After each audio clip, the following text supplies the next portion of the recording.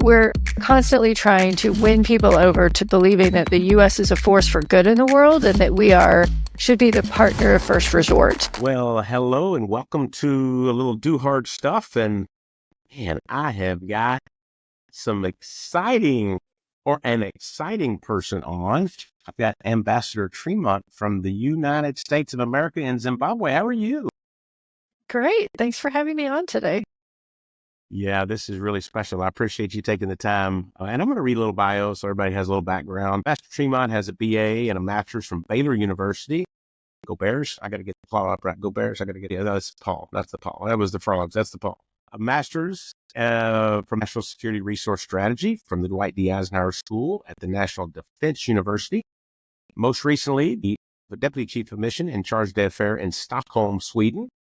Previously in Ukraine, Cyprus, Zambia, Ghana, Mauritius, and Canada, and over the past 30 years in the U.S. Foreign Service.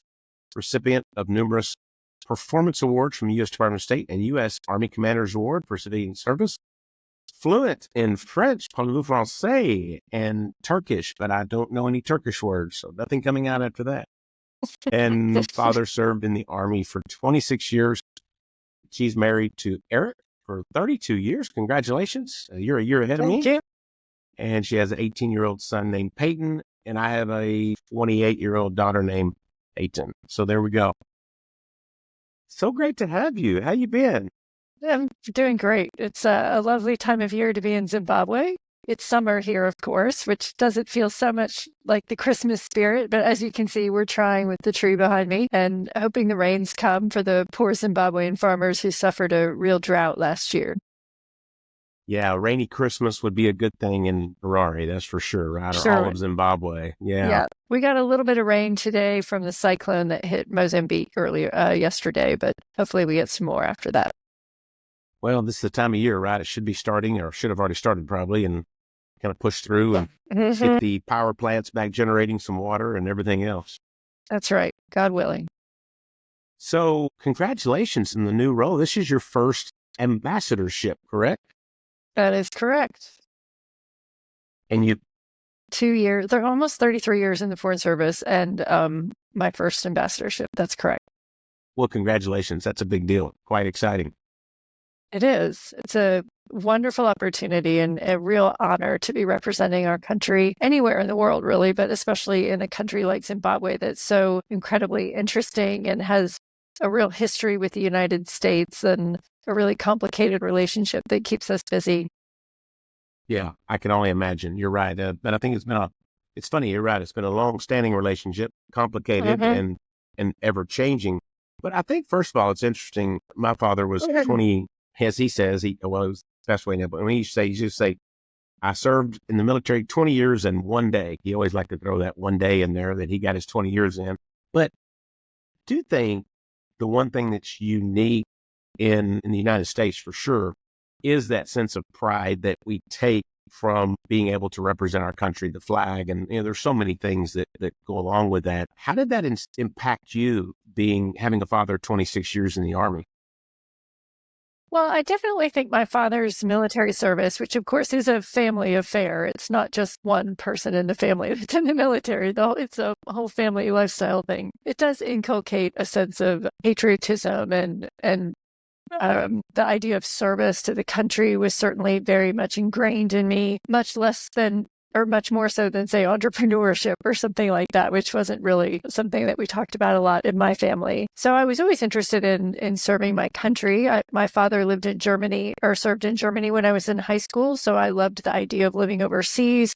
I was interested in international politics and diplomacy. So the Foreign Service was a nice balance of that service to country, but also the adventure of serving most of my career overseas. And now I've been outside the United States for probably about half my life. Wow. When you were growing up pre-Baylor, where all did you live? Did you live in a lot of different locations with your father's service? Yeah, I was born in Germany. I lived there briefly for a while then, and then we went back when I was in middle school and high school for about 4 years. But then we also, in between, bounced all over the U.S., Washington State, Tennessee, Georgia, Texas, California. My grandparents were from North Dakota, and so we stayed there for a while. So all over the place. Yeah, it's interesting. I was the youngest of four. I had a sister was born in Biloxi, Mississippi at the base there. Had another sister born in Donaldson in South Carolina. I had another one that was in Wichita Falls, where at Shepherd Air Force Base. And then I was the only one born overseas in France. So I was Mm, born in Evreux, France, but I was only there for 18 months. So don't ask me to yeah, speak any French at the old that's how I feel Dreux about Air Force German. Base. Yeah, yeah. Like, okay, that's a little tough.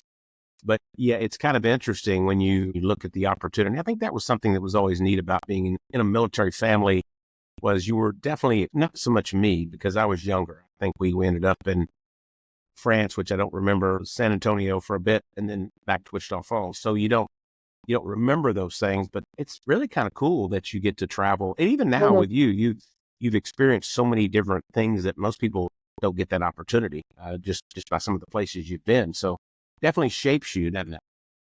It certainly does. But it's interesting though. My sister is a couple years older. My father didn't retire from the army until the week I got married. So I Wow. lived that life the whole time I, was growing up. And my sister, who had basically the same shared experience, her reaction to that is just to stay in one place and live very close to my parents for her entire life. So I think some people really gravitate towards it, and some people really crave that stability and steadiness. So even though we're very similar in many ways, that was not one of them. Isn't that funny? Because I never even thought about that. My three sisters are older and they traveled a whole lot and Mm, they're all in Wichita Falls. They're happy there.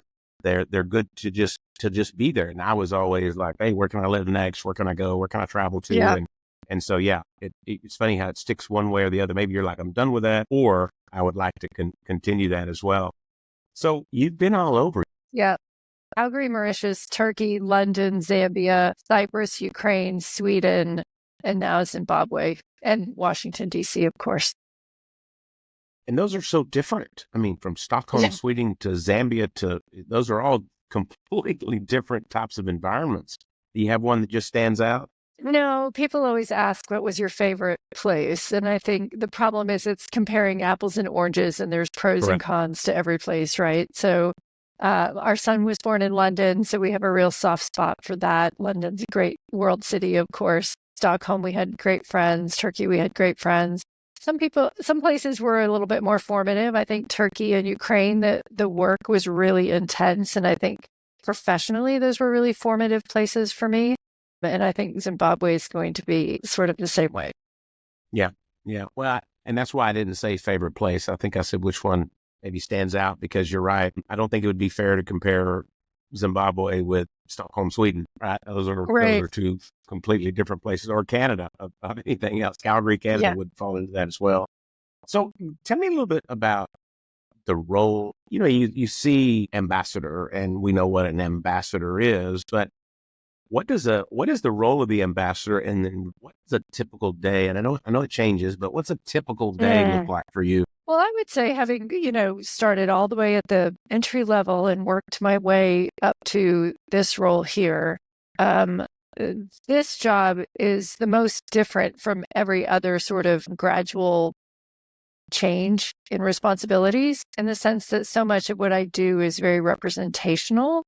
And so in previous jobs, I was very much part of formulating the work and making the preparations and writing the speeches and the talking points and things like that, writing reports back to Washington. This job is really fun because I don't do any of the work. I just go out and I meet people and I make remarks that people have written for me brilliantly, and I get to be the face of the United States. So it's a lot of fun in that respect, and it's a huge honor. So really, and when you think about it, it fits the title ambassador. You are an ambassador for the United States, Mm. represented in Zimbabwe at the current time. Hmm.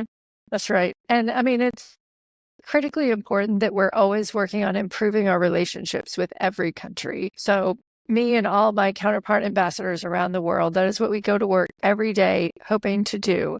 We don't make the remarks and give the speeches just for the fun of it, although it is fun, but we're constantly trying to win people over to believing that the US is a force for good in the world and that should be the partner of first resort in solving all of the world's problems, whether it's climate change or conflict, instability, and over ocean territories, or whatever it is. We want people to trust the United States and understand where we're coming from so that we can win partners and friends in solving those issues.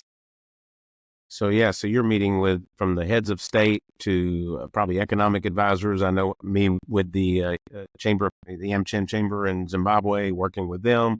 There's a lot of groups, and there's a lot of groups in Zimbabwe. Many I didn't even know about. There's a lot of groups there, and you got to figure out how to navigate that. So really and truly, the ambassador for that. How many ambassadors are there?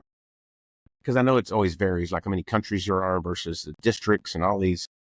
Yeah. You got places like the Johnson Atoll, which is not a country, but it's a property.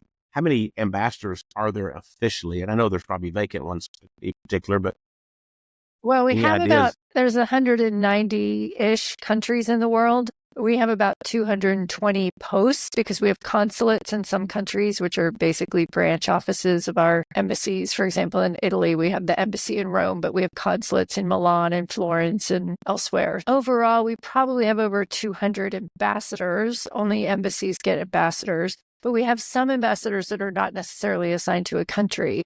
So also in Rome, we have an ambassador to the UN offices there. In Brussels, we have 3 ambassadors, one to NATO, one to the EU, and one to the country of Belgium. So there's well over 200 ambassadors around the world, or at least postings for ambassadors. They're not all filled at any given time. And those are all presidential appointments, correct? Yes, generally about 2/3 of them are career Foreign Service officers like I am, and about 1/3 of them are generally political appointees, depending on the administration. And those, I presume, are places like the UK. I'm assuming those are a lot of those ambassadors get more political appointments. Definitely, Yeah. the proportion of political appointees in Europe is much higher than in most other continents, for sure. So you've had a bunch of roles prior to this. I mean, you did things like the deputy chief of mission, charge of affairs, et cetera. I'm assuming all that is kind of required in terms of career public service to get to that ambassador role. But how has all that prepared you? Because I'm assuming you kind of know everybody's role that works in the embassy as well, right? You understand what everybody does. Within the State Department, that's true, but there are several different agencies represented at each embassy. We have a few DoD folks. We have CDC, the Centers for Disease Control, represented here, USAID. I'm not as familiar with all the positions under those agencies and what they do, but I've been around long enough that I've been exposed to most of it, yeah. Yeah. So all of that was somewhat of a preparation. So you kind of mentioned it when you talked about an ambassador, but what is the objective of the U.S. Embassy overall? I mean, I know there's different departments. You got economics, you got political appointees, you got the ambassador role, the charge of affairs, et cetera, deputy chief of mission. But overall, is there one common mission with all embassies? Yeah, I mean, the role of the State Department and all of the executive branch departments in the U.S. government is to look out for U.S. interests, right? And our interests in Zimbabwe are to build partnerships with Zimbabweans so that we can counter those challenges that I mentioned earlier, like climate change, hunger, disease, whatever it is, but also to increase trade because mutual prosperity is good for both of us, to combat disease here in Zimbabwe because that will affect the poverty level here and it can affect the health of Americans if diseases travel across boundaries, which we know they do. So looking out for U.S. interests is our first and foremost goal. And then it's just a matter of how do we do that, right? And so we believe that increased trade and prosperity is incredibly important for us and for Zimbabweans. And we believe that strong democratic institutions and respect for human rights is a really key component of having a free market economy that works well without corruption. And so those are the sorts of things we talk about with the Zimbabwean government. Well, we also work with business organizations like the American Chamber of Commerce or the Confederation of Zimbabwe Industry or, whatever business organizations are around to try and break down those barriers that are impeding trade and investment between our two countries. Yeah, it's interesting. I think when you're in a unique position too, because there are no more sanctions in Zimbabwe, right? We have to get that clear. There's no sanctions. There's no sanctions against the country. We have sanctions Correct. Against 14 individuals. Yeah. So that changed just recently, right? That's this year, and where you've seen those changes. how has that changed your role in how you approach things? I mean, you probably have some goals and expectations of your role because ambassadors have a limited amount of time in each country, right? There's so long. What is the average time that an ambassador will be appointed in a country? Our postings are supposed to be 3 years, but we all serve at the pleasure of the president. So Yeah. any of us can be withdrawn at any time. Okay. And so what are kind of your expectations? I mean, Zimbabwe is a tough place to work, right? It's a tough place to make progress. It seems like the environment politically, economically, financially, it's always changing. And I think you're right. To me, the embassy in the U.S. Foreign Service and the representation of the USA there in Zim really helps give it that stability, correct? So have you got goals? I mean, I know there's big goals, right? There's always big goals, as you mentioned, increased trade. But do you see some things that you're like, hey, if I can just turn the needle a little bit here while I'm here, I would say that's a win-win. And do you have those kind of things that you just, your back pocket, you're thinking, this is what I really want to see happen? Of course, every embassy has a strategy, what we call a integrated country strategy, and those tend to set pretty broad goals. And our goals in Zimbabwe haven't really changed so much over the years. One clarification to something you said earlier: we've never actually had sanctions on the entire country of Zimbabwe. They've only ever been on individuals, but yeah. We used to do it here under what we call the Zimbabwe Sanctions Program, which was an executive order specifically for Zimbabwe. That has gone away. And we hope that what went away with it was the illusion that there were sanctions on the whole country. So now there's just a few global Magnitsky sanctions on a handful of individuals here. And what I would really like to do is get the Zimbabwean government to refocus away from our areas of disagreement on those and focus on what we can do together to achieve our mutual goals. So I've really been focused on investment climate and how we can improve the situation here on the ground that will attract more U.S. investors to Zimbabwe, create jobs in Zimbabwe like ZimWorks has, and other American investors, and hopefully improve the prosperity of Zimbabweans. Currently, and have been since 1980, when Zimbabwe got its independence, the largest bilateral donor to Zimbabwe. Despite our many areas of disagreement and the tension that we sometimes have had, we've continued to support the Zimbabwean people. But that's not the kind of relationship we want to have. We would like Zimbabwe to be a self-sufficient, self-reliant country that can stand on its own 2 feet, make its own decisions without the influence of anybody else, and that we can partner with in solving those global challenges. Yeah, So, that's a good I mean, point. Sorry, Yeah, go ahead. and I'm just going to say it's a good point. Slip of the tongue. You're right. There's never been sanctions on the country. It's been on individuals. That has continued to decrease, right? Those numbers that have continued even today, as you said, 14. That's actually lower than I thought it was. So those numbers continue to become smaller. But you're right. To me, it's like even in a business that you got an opportunity when you wake up every day. You can focus on all the things that aren't right, or you can focus on all the things that you have going for you. And for me personally, in our business, I focus on the things that are happening, that are moving company forward, moving our mission to donate to Christian organizations around the world. That's really what gets me out of bed every day. If I focused on, we got something happening every day, it seems like. If I focus on those things, then it really gets you off track. And I think that's what my hope and prayers are, that the U.S. and Zimbabwe are really looking at the things where they can make an improvement. And look, there is nothing more important in any countries, and I can never be dissuaded of this, is jobs, and creating jobs that employ people, that give them a sense of worth, that put some money in their pocket, that they can change their lives as well. So all of that, there's got to be a creation of an environment where people want to create jobs, whether that's in the U.S. or Zimbabwe or Zambia or wherever, right? And I think jobs are what really, truly can make a difference for people. I'll mostly agree with that, with one caveat. I think it's really important that people's constitutional rights are protected. Zimbabwe actually has a pretty progressive constitution that resembles our own in many ways. And in order to create jobs and to have confidence in rule of law, and to believe that courts are going to make fair decisions, if you have a business dispute or something, you do need constitutional protections. But I agree that average Zimbabwean wakes up every morning thinking more about how they're going to feed their family, not about whether or not they have the right to free speech today. I am just trying to make the argument to the government that those things go hand in hand. And that if you want to attract foreign investors, you need to have a stable democratic system in place that doesn't spook investors. Yeah, I think as much as you hear and as many people want to talk about how maybe capitalism doesn't work, capitalism has proven it does work. And I think when you put it in the hands of the people and less government intervention, more people being able to create those jobs and those environments and create free markets, that's what made America great, right? I mean, just the fact that people were able to come over and start businesses and get things moving forward. But you're right,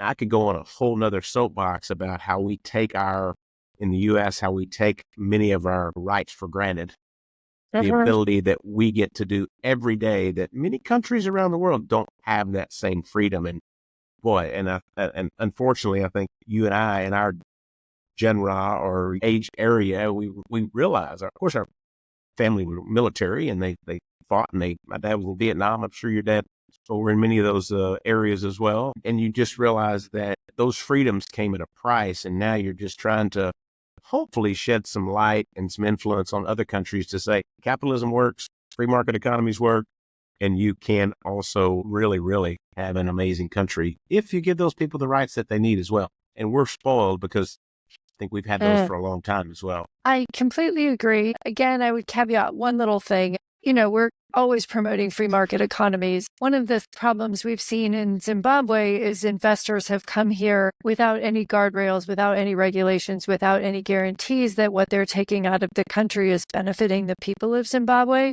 And so a lot of that investment and job creation hasn't really gone to benefit the people of Zimbabwe. Their labor rights aren't protected. They're not paid a fair wage.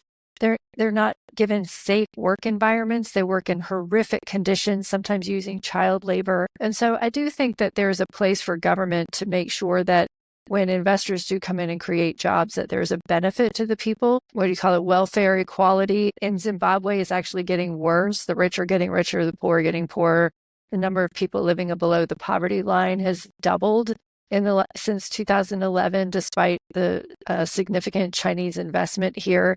So there is a place for government in making sure that those investments are helping the people. Yeah, well, I won't get into all the politics of that, but yeah, stripping things away from the country that don't benefit the country is not good. Bottom line, right? Exactly. And I think we've seen that. And look, I'm going to pat our company on the back. I think what we've done is we've created Class A workspaces with very high end, air conditioned, first class business buildings and benefits and things. And I think that's what can make a difference. People getting a good wage for a good job and really making a difference. And by the way, we don't have sweatshops. We don't have child labor. So none of that in our place. I use ZimWorks as an example all the time when I talk to government people, government officials, talking about how U.S. companies bring a completely different standard of investment to Zimbabwe.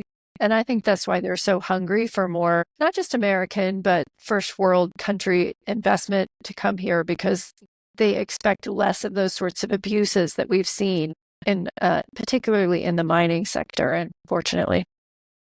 Yeah, which is where all the money is, unfortunately. Right? I mean, that's kind of what happens. But I think diversification is going to be key too. What are the areas where there can be something other than just focused on mining and the natural resources? There needs to be other types of trade and commerce, and that's what's going to make a difference too. Just not all the focus on the mining sector as well. So, and I think that's and you've been all over the world more than me. You probably agree that the people in Zimbabwe are just amazing. I mean, their work ethic, they're cordial, they're kind, they're typically, you don't see high crime rates and violence. And so you really want to see that lifted up among and very educated. I think that's the other thing. They're ready to move forward. It's probably Zimbabwe's greatest natural resource. There's a lot of focus on mining, but the underinvestment in human capital here is really tragic because they have a really good thing going in that respect. Yeah. We've got an aggressive goal to employ 20,000 in the next 8 years. And we think we can create these BPO sectors even for other companies to come in. And I've spoken quite a few times in Zimbabwe, and I'll tell people your best natural resource is not in the ground. It's actually standing on top of the ground. Yeah, And 100%. focus on that, focus on really, and they're way more valuable than everything that's in the ground. So, I think Yeah. that's where that shift has to be. Well, this has been great. So I got one last question. I got a couple Okay. of quick questions, but I got one big question that's actually a real question, not a fun question. So what is next? I wrote down, welcome, United States Senator Pam Tremont. I see it. That's not a call. Well, when I call you soon to say I'm nominating you to run for senator for the great state of Texas, you have to say, well, let me think about that. And then I will block your number. Even if I put the Baylor Bear paw up, that still wouldn't get it. Politics is really quite different than what we do from a policy perspective. The partisan politics is really quite a special thing. Yeah. Well, man, another whole vein. Another whole conversation. Another whole conversation. Yeah. And it's just, you're right. I mean, talk about, up and down, and it's nuts. So yeah. So we'll stick with Ambassador. I like that as well. Okay. 2 quick questions. These are easy ones. What's your favorite food? Of all the countries you've been to, what's your favorite food? You got one. That's a hard one. Hardest There's question so many. to ask. I know, right? Say There's so Sudza, many because I'm great not ones. a Sudza fan. I don't mind Sudza. I have a sweet tooth, so I would say Turkish baklava is pretty good.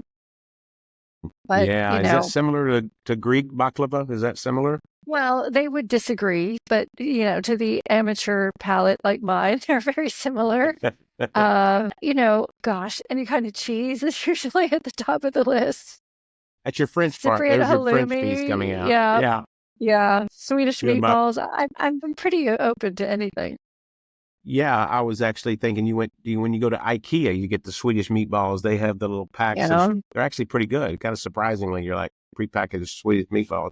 All right, and the last one, what book are you reading now, or what's one you recently finished that you liked? So, in our embassy book club, we recently read Brene Brown's Dare to Lead, which I had not read yet. And I actually was pretty inspired by that. I found a lot of what she said interesting and new, even though I've long been a proponent of emotional intelligence as a key leadership trait, trying to put yourself in other people's shoes to try and understand other viewpoints, which is super helpful in diplomacy when you're trying to close gaps too. But I just found so much of what she said really inspiring, not just for leading at work and in your professional life, but also just relating to your family. Her anecdotes of her discussions with her husband were actually quite compelling. So I would definitely recommend that.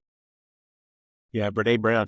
I've read the summary version of that through one of those summarized apps that I did, and I found it very interesting. Yeah, I've gotten where I find it hard to find time to read. I do read every day a little bit, but it's hard to find the time I need to read. I have gotten where I was a couple of podcasts. Craig Rochelle's leadership podcast, I never miss it. He has an amazing podcast that talks about being a better leader. And so, so there's things to do, but it's hard to find time, right? I mean, it's you get busy, and I've gotten super into audiobooks in the last couple of years, which I like because before I would, sit in bed and read a couple pages and fall asleep, and it would take me forever to get through a book. Now I can listen to a book while I'm working out or in the grocery store or doing tasks around the house, and I go through so many more books than I used to. So big proponent of that vehicle for reading. I definitely use those if I'm driving anywhere, and sometimes again at the gym. That's a great way. Ambassador, this has been fantastic, and I'm looking forward to seeing you in a few months. So we're going to get together, and I've already got it penciled in on my calendar, and going to get to meet your amazing better half, and you can meet mine. So I'm really excited about getting together there. And hey, Merry Christmas! I wish you a very Merry Christmas. You get to spend it in Hawaii. That's kind of special as well. Yeah, we're very excited. It's our first one here. We're going to Mozambique next weekend to go scuba diving, and then we'll spend Christmas itself here and then go on a little safari right after. So a little Africa kind of holiday. Well, again, this was a pleasure. You are as beautiful on the inside as you are the outside. And this has been, I know you're busy days, even with the holidays coming up. So I just appreciate you taking the time, and we really enjoyed just a few minutes. I wanted to learn more about what does an ambassador do. So that was kind of cool as well. Well, when you're here, you can shadow me for a day. How's that? You can tell me how I can do my job better. I would like that. I could get a little notebook and look official, like I Get my was little taking pen. notes. That would be great. Well, hey, Thanks so much for having me. thanks, you bet. No, thank you, and we appreciate this. I hope everybody enjoyed learning a little bit about this is hard. This is hard stuff. Doing hard stuff in places like maybe not Stockholm, Sweden, but in Ghana, not Ghana, in Zambia, in places like the Ukraine, and obviously now in Zimbabwe. So we appreciate that. Thanks for coming on, and have an amazing week. You too. Thanks so much. Bye.